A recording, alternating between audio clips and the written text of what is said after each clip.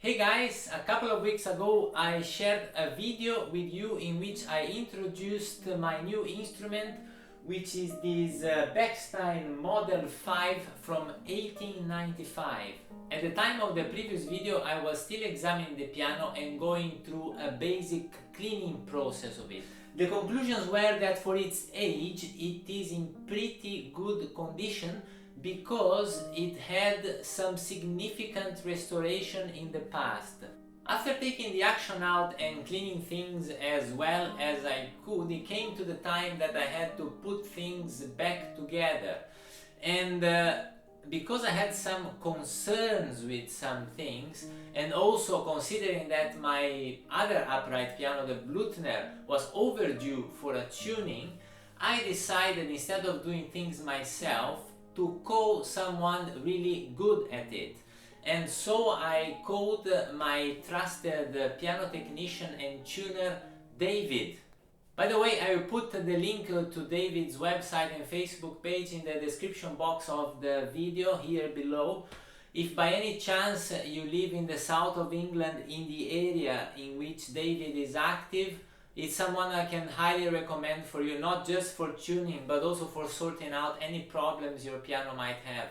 David replaced some pieces of felt, like these round bits here that go underneath the keys, and also this strip of felt which is falling apart is the one that sits here just below this wooden part behind the keys.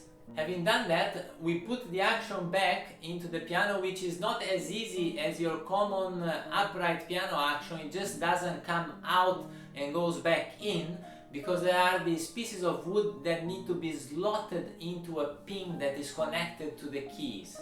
After having done some minor adjustments, David proceeded with the tuning, and then we had to decide at what pitch to tune the piano. It's quite an old piano that hadn't been tuned probably for a very long time. The bass part was actually around 440, but all this middle range here were considerably below that, and the top was up and down.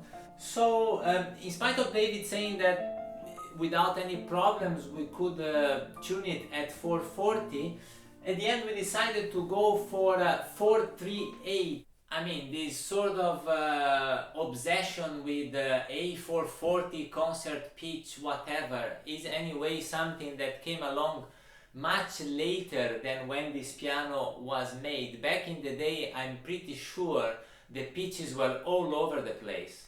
Anyway, it's tuned beautifully at 438.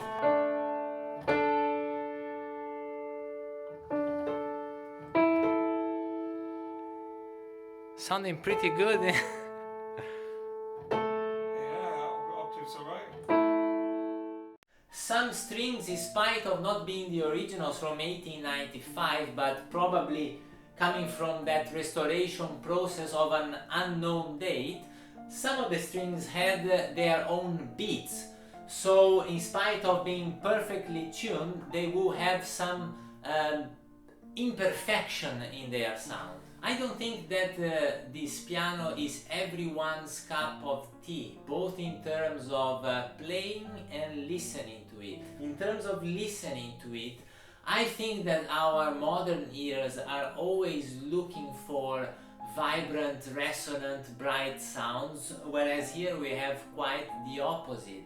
In my case, I love this type of sound. In fact, I already had acquired the Blüthner before because it was on the mellow side of things. In terms of playing it, the action feels very different from a more modern piano like my Blüthner.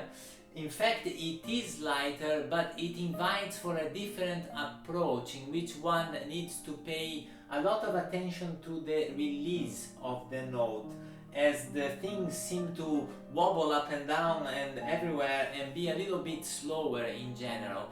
I still need to get accustomed to this and really find out how to manage it. But in any case, I decided to record for you a short clip to hear how this piano sounds after its first tuning for a long time.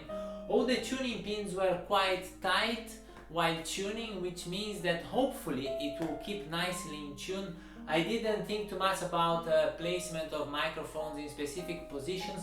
I just turned the microphone on and recorded a short clip with some chords for you so you can appreciate the tone, and then I played a little part of a piece of music. For now, just enjoy this short clip and see you soon, guys.